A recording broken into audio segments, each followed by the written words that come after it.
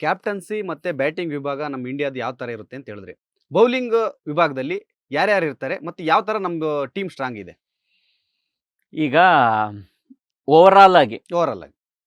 Overall ಆಗಿ ನಮಗೆ ಇನ್ನೂ ಆ ಮಟ್ಟದ ಕ್ಲಾರಿಟಿ ಇನ್ನೂ ಸಿಕ್ಕಿಲ್ಲ. ಯಾಕಂದ್ರೆ ಆಟಗಾರರ ಫಿಟ್ನೆಸ್ಸು ಬಹಳಷ್ಟು ವಿಚಾರಗಳನ್ನ ನಾವು ಗಮನಿಸ್ಬೇಕಾಗುತ್ತೆ. ಹೌದು. ಯಾಕೆಂತಂದ್ರೆ ಫಿಟ್ ಇದಾರೆ ಅಂತ ಅಂದ್ರೆ ಜಸ್ಪ್ರೀತ್ ಬುಮ್ರಾ, ಹೌದು. ಮೊಹಮ್ಮದ್ ಶಮಿ, ಹ್ಮ್. ಮೊಹಮ್ಮದ್ ಸಿರಾಜ್ ಸಿರಾಜ್.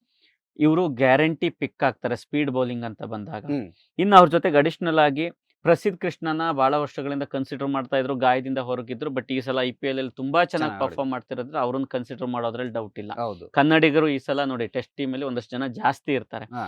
ಪ್ರಸಿದ್ಧ ಕೃಷ್ಣನ ಕನ್ಸಿಡರ್ ಮಾಡಬಹುದು. ಹ್ಮ್. ಇನ್ನೂ ಸ್ಪೀಡ್ ಬೌಲರ್ ಅಂದ್ರೆ last time Akash Deepak chance ಕೊಟ್ರು, ಬಟ್ ಅಷ್ಟಾಗಿ ಪರ್ಫಾರ್ಮೆನ್ಸ್ ಮಾಡ್ಲಿಲ್ಲ. ಮಾಡ್ಲಿಲ್ಲ. ಬಟ್ ಹರ್ಷದೀಪ್ ಸಿಂಗ್ ಅನ್ನ ಈ ಸಲ ಕನ್ಸಿಡರ್ ಮಾಡೋ ಚಾನ್ಸಸ್ ಇರುತ್ತೆ. ಓಕೆ. ಯಾಕೆಂದ್ರೆ ಲೆಫ್ಟ್ ಆರ್ಮ್ ಸೀಮ್ ಬೌಲರ್ ಆಗಿರೋದ್ರಿಂದ ಅವ್ರನ್ನು ಆಸ್ಟ್ರೇಲಿಯಾ ಕರ್ಕೊಂಡು ಹೋದ್ರೆ ಡೌಟ್ ಇಲ್ಲ. ಹ್ಮ್. ಇನ್ನೊಂದು ಅಚ್ಚರಿ ಆಯ್ಕೆ ಅಂತಂದ್ರೆ ಹ್ಮ್. ಆಲ್ರೌಂಡರ್ ಆಗಿ ಕನ್ಸಿಡರ್ ಮಾಡಿ ಶಾರ್ದುಲ್ ಠಾಕೂರ್ ಅನ್ನ ತಗೊಳ್ಳೋ ಚಾನ್ಸಸ್ ಇದೆ. ಯಾಕೆಂತಂದ್ರೆ ಅವ್ರಿಗೆ ಆಡಿದ ಅನುಭವ ಇದೆ.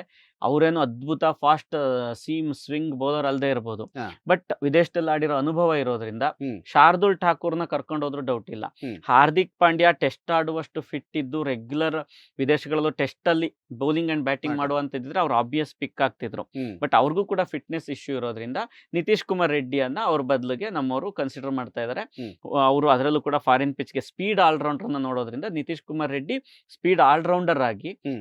ಚಾನ್ಸ್ ಅನ್ನ ಉಳಿಸ್ಕೋತಾರೆ, ಅವರು ಸ್ಥಾನವನ್ನ ಉಳಿಸ್ಕೋಬಹುದು. ಹಾ. ಇನ್ನು ಸ್ಪಿನ್ ಅಂತ ಬಂದ್ರೆ ರವೀಂದ್ರ ಜಡೇಜಾ ಜಡೇಜಾ. ಆಬ್ವಿಯಸ್ ಚಾಯ್ಸ್ ಇರುತ್ತೆ. ಹೌದು. ಕುಲ್ದೀಪ್ ಯಾದವ್ ಮತ್ತು ಅಕ್ಷರ್ ಪಟೇಲ್ ಹ್ಮ್. ಇವರಿಬ್ಬರನ್ನು ಕೂಡ ಸ್ಕ್ವಾಡ್ ಅಲ್ಲಿ ಇರಿಸ್ಕೋಬಹುದು, ಅಥವಾ ಇವರಿಬ್ಬರಲ್ಲಿ ಯಾರಾದ್ರೂ ಒಬ್ರನ್ನ. ಯಾಕೆಂದ್ರೆ ಜಡೇಜಾ ಇರೋದ್ರಿಂದ ಅಕ್ಷರ್ ಬೇಕಾ ಅಂತಾನು ಥಿಂಕ್ ಮಾಡೋ ಚಾನ್ಸಸ್ ಇರುತ್ತೆ. ಹ್ಮ್. ನೋಡ್ಬೇಕು. ಮೇಲ್ನೋಟಕ್ಕೆ ಹಿಂಗ್ ಕಾಣಿಸ್ತಾ ಇದೆ, ಇದು ತುಂಬಾ ಪ್ರಿಮೆಚೂರ್ ಆಗು ನಾವು ಮಾತಾಡ್ತಿದೀವಿ ಅಂತ ಅನ್ಸುತ್ತೆ. ಯಾಕೆಂತಂದ್ರೆ ಜಾಸ್ತಿ ದಿನ ಇಲ್ಲ, ಆದ್ರೂ ಇಂಗ್ಲೆಂಡ್ ಸೀರೀಸ್ ಶುರುವಾಗೋದು ಜೂನ್ 20ಕ್ಕೆ. ಹೌದು. ಈಗ ಇಂಗ್ಲೆಂಡ್ ಸೀರೀಸ್ಗೆ ತಂಡದ ಆಯ್ಕೆ, ಕ್ಯಾಪ್ಟನ್ ಆಯ್ಕೆ ಈಗ ಇರೋ ಮಾಹಿತಿಗಳ ಪ್ರಕಾರ ಮೇ 23ಕ್ಕೆ ಆಗುತ್ತೆ ಅಂತ ಇದೆ. ಮೇ 23ಕ್ಕೆ ಕ್ಯಾಪ್ಟನ್ ಇವೆಲ್ಲ ಆಯ್ಕೆ ನಡೀಬಹುದು, ಟೀಮ್ ಸ್ಕ್ವಾಡ್ ಅನೌನ್ಸ್ ಆಗ್ಬಹುದು. ಯಾಕಂದ್ರೆ ಆಯ್ಕೆ ಮಾಡ್ಲೆಲ್ಲ ಚರ್ಚೆ ಮಾಡ್ಬೇಕು ಅಂತ. ಹೌದು. ಅದಕ್ಕೂ ಮೊದಲು ಈಗ ಸದ್ಯದಲ್ಲೇ ಏನ್ ಮಾಡ್ತಾರೆ ಅಂತಂದ್ರೆ ಇಂಗ್ಲೆಂಡ್ಗೆ ಇಂಡಿಯಾ ಎ ಟೀಮ್ ಅನ್ನ ಕಳಿಸ್ತಾರೆ. ಇಂಡಿಯಾ ಎ ಟೀಮ್ ಅನ್ನ ಕಳಿಸಿ ಅಲ್ಲಿ ಒಂದಷ್ಟು ಕೌಂಟಿ ಟೀಮ್ಗಳ ಜೊತೆಗೆ ಮ್ಯಾಚ್ ಗಳನ್ನ ಆಡಿಸ್ತಾರೆ ಮೇ 30ರಿಂದ. ಹಾ. ಅದಕ್ಕೆ ಹ್ಮ್. ಕೆಲವು ಸಂಭಾವ್ಯ ಆಟಗಾರರನ್ನ, ಅಂದ್ರೆ ಇಂಗ್ಲೆಂಡ್ ಡೈರೆಕ್ಟ್ ಆಗಿ ಹೋಗಿ ಆಡಿ ಅಂತ ಕಳ್ಸೋದಕ್ಕಿಂತ ಸೀನಿಯರ್ಸ್ ಪ್ಲೇಯರ್ಸು ಇದ್ದಂತೆ ಹಾ. ಒಂದಷ್ಟು ಆಟಗಾರನ್ನ ಅಲ್ಲಿ ಸೆಲೆಕ್ಟ್ ಮಾಡಿ ಕಳಿಸ್ತಾರೆ.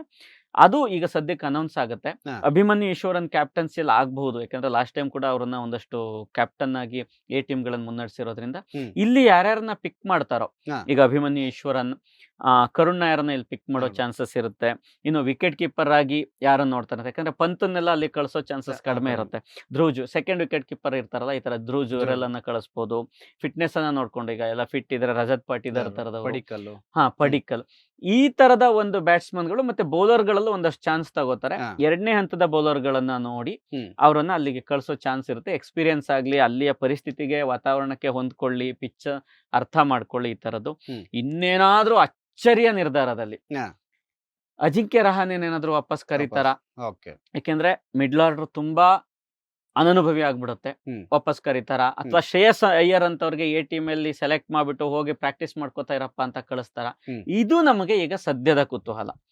ಟೆಸ್ಟ್ ಟೀಮ್ ಅನೌನ್ಸ್ಮೆಂಟ್ ಒಂದಷ್ಟು ದಿನ ಮುಂದಕ್ಕೆ ಹೋಗುತ್ತೆ, ಓಕೆ. ಬಟ್ ಇದು ಸದ್ಯದ ಕುತೂಹಲ. ಯಾಕೆಂದ್ರೆ IPL ಈ ತರದ ಟೂರ್ನಮೆಂಟ್ಗಳು ಇದ್ದೇ ಇರುತ್ತೆ. ಇಂಡಿಯಾದ ಪ್ರೈಡ್ ಅಂತ ಬಂದಾಗ ಈ ತರದ ಟೆಸ್ಟ್ ಟೂರ್ನಮೆಂಟ್ಗಳು ವಿದೇಶದಲ್ಲಿ ಗೆಲ್ಲೋದು ಆಗೋದ್ರಿಂದ ಅದ್ರ ಕಡೆಗೆ ಜಾಸ್ತಿ ಗಮನವನ್ನ ಕೊಡ್ತಾರೆ. ಹ್ಮ್. ಸಹಜವಾಗಿ ಗಂಭೀರ್ ಮತ್ತು ಅಗರ್ಕರ್ ಹ್ಮ್. ಇವರಿಗೆ ತುಂಬಾ ಸವಾಲಿದೆ, ತುಂಬಾ ಸವಾಲು ಅಂದ್ರೆ ತುಂಬಾ ಸವಾಲಿದೆ. ಲೇಟೆಸ್ಟ್ ಹಾಗೂ ಇಂಟ್ರೆಸ್ಟಿಂಗ್ ಸುದ್ದಿಗಳಿಗಾಗಿ ಬಾಸ್ ಟಿವಿ ಕನ್ನಡ ಚಾನೆಲ್ನ ಸಬ್ಸ್ಕ್ರೈಬ್ ಮಾಡಿ, ಹಾಗೆಯೇ ಬೆಲ್ ಐಕಾನ್ ಪ್ರೆಸ್ ಮಾಡಿ. ಇದರ ಜೊತೆಗೆ ಫೇಸ್ಬುಕ್, ಇನ್ಸ್ಟಾಗ್ರಾಮ್, ಎಕ್ಸ್ ನಲ್ಲೂ ಮಿಸ್ ಮಾಡದೆ ಫಾಲೋ ಮಾಡಿ.